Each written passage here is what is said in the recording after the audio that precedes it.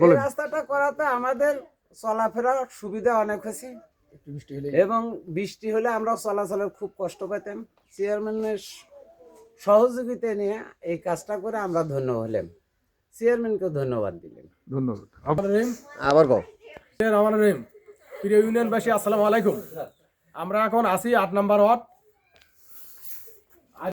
খোরশেদের দোকান হতে আরিফ পরামানকের বাড়িগামী রাস্তা, এখানে ইটের সোলিং করা হচ্ছে। আপনারা নিশ্চয়ই অবগত আছেন, আমার ইউনিয়নে একটা লাল মাটি যুক্ত ইউনিয়ন। এখানে একটু বৃষ্টি হলেই মানুষ পুরো রাস্তায় লাল মাটি কাদা যুক্ততে ভরে যায়। তো তারই ধারাবাহিকতায় আমরা ইউনিয়ন পরিষদের পক্ষ থেকে সিদ্ধান্ত নিয়েছি যে আর কোনো মাটির কাজ নাই, সব কাজ হবে ইটের সোলিং। তো আমাদের ইউনিয়নে যে জনগুরুত্বপূর্ণ যে রাস্তাগুলো আছে আমরা সেই ইটের সোলিং করতেছি। আপনারা যাই যেখান থেকে দেখতেছেন আমাদেরকে লোকেশন দেন, জনগুরুত্বপূর্ণ যে রাস্তাগুলো আছে আমরা ইটের সোলিং করে দেবো ইনশাআল্লাহ।